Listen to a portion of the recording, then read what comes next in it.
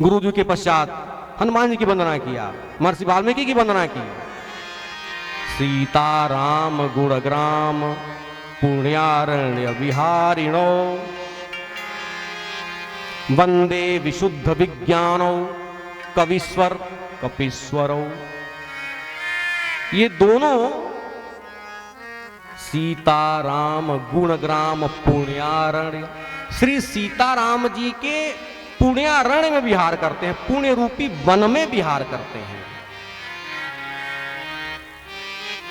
यह इस जिले का नाम देवरिया है। पहले इसका नाम देवारण्य था। बगल का जिला कुशीनगर है, वो इसी में समाहित था। यह भी एक अरण्य था। मानस जी में कई अरण्य हैं, चित्रकूट अरण्य है, दंडकारण्य है, लेकिन महर्षि वाल्मीकि और हनुमान जी कहां विहार करते हैं? तो सीताराम गुणग्राम, उनके गुणग्राम रूपी पुण्य अरण्य में, पुण्य जंगल में विहार करते हैं। अच्छा, एक अद्भुत बात, जंगल में कौन रहता है? मुनि भी वन में रहते हैं, मुनि भी अरण्य में रहते हैं, और बंदर भी अरण्य में ही रहते हैं, वो शाखा पर रहते हैं। हनुमान जी कपि हैं। कपि माने माताएं, कपि माने यह संवाद का शास्त्र है। मैं आपसे पूछूंगा अभी बीच बीच में, कपि माने कोई बताए बच्चों? बंदर। अच्छा, कपि का उल्टा क्या होता है? कपि का उल्टा, सुजीत जी कहां गए? कपि का उल्टा पिक, और पिक माने क्या होता है? कपि का उल्टा है पिक। पिक माने कोयल है? तो हनुमान जी कपि हैं और महर्षि वाल्मीकि पिक हैं।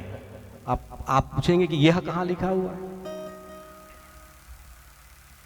महर्षि वाल्मीकि पिक है, कोयल है। तो जब आप राम रक्षा स्तोत्र पढ़ेंगे और उसका 34वां मंत्र देखेंगे तो कहते हैं कि कूजंतम, कोयल कूज रही है। क्या कूज रही है? तो कूजंतम राम रामेति, राम राम कूज रही है।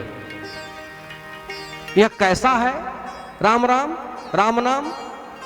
तो कहते हैं कि कूजंतम राम रामेति मधुरम मधुराक्षरम। मधुर है, मधुर मधुर नाम है। और वो कोयल बैठी कहां है? तो आरूह्य कविता शाखा, कविता रूपी डाली पर बैठी है। आरूह्य कविता शाखा वंदे वाल्मीकि कोकिलम। उस कोयल का नाम क्या है? तो महर्षि वाल्मीकि। कोयल को कुहू कुहू करती है, और जब आप रामायण देखेंगे तो वहां पर को से शुरू किया है महर्षि वाल्मीकि ने। को नस्मिन सांप्रतम लोके, कविता रूपी शाखा पर जब महर्षि वाल्मीकि कूजते हैं, जब उनके हृदय में प्रथम बार कविता का उदय होता है तो रामायण की रचना कर देते हैं। इसीलिए उनको आदि कवि कहा जाता है। सृष्टि की प्रथम कविता का उदय महर्षि वाल्मीकि के हृदय में हुआ, अनुष्टुप छंद के रूप में, और उसी से उन्होंने मानस की। माम निषाद प्रतिष्ठा त्वम गमः शाश्वती समा, प्रथम श्लोक है श्री वाल्मीकि रामायण का।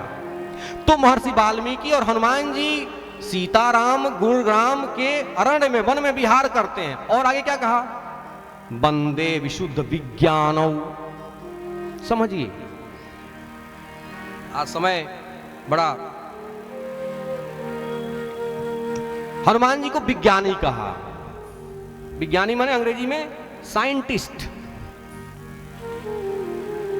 और उसके साथ एक विशेषण अतिरिक्त लगाया, वंदे विशुद्ध विज्ञानौ। ऐसा क्यों कहा? विज्ञान में अपने आप में भी विशेषण लगा हुआ है। विशिष्ट ज्ञान को, स्पेशल नॉलेज को विज्ञान कहते हैं। लेकिन कहा कि नहीं नहीं, विज्ञानी के साथ साथ ये विशुद्ध विज्ञानी है। विज्ञानी, साइंटिस्ट विशुद्ध होना चाहिए, अशुद्ध नहीं होना चाहिए। आजकल बहुत अशुद्ध वैज्ञानिक पैदा हो गए हैं। क्यों? क्योंकि विज्ञानी तत्व की खोज करता है, शक्ति की खोज करता है। यदि विज्ञानी अशुद्ध हो जाएगा तो वह सृष्टि के स्थान पर संहार का सृजन करने लगेगा। इसलिए विज्ञानी को शुद्ध होना चाहिए। अभी आपने देखा घटना हुई अभी लाल किले पर, बम धमाका हुआ, कितने लोग मारे गए। जब एजेंसियां उसके तह में गईं तो निकल के आया कि इसमें सारे विज्ञानी थे, सब साइंटिस्ट थे, डॉक्टर, इंजीनियर। अब डॉक्टर से बड़ा विज्ञानी कौन है? लेकिन वो अशुद्ध विज्ञानी थे। जब अशुद्ध विज्ञानी होगा तो संहार करेगा। उन्होंने ऐसे जहर की खोज की, क्या राइसिन नाम का कोई जहर, ऐसा मैंने पढ़ा था, जो पता नहीं साइनाइड से कितने गुना अधिक खतरनाक है। अब सोचिए, तो जब साइंटिस्ट अशुद्ध हो जाएगा तो संहार करेगा। रावण भी विज्ञानी है लेकिन वो अशुद्ध है। हनुमान जी विशुद्ध हैं, वंदे विशुद्ध विज्ञानी। और हमको तो अच्छा इसलिए लगता है कि हमारा हनुमान जी साइंटिस्ट है, वैज्ञानिक है। आज के कथा का शीर्षक है, ये टैग लाइन है कि हमारा हनुमान जी वैज्ञानिक है, विशुद्ध वैज्ञानिक है, साइंटिस्ट है।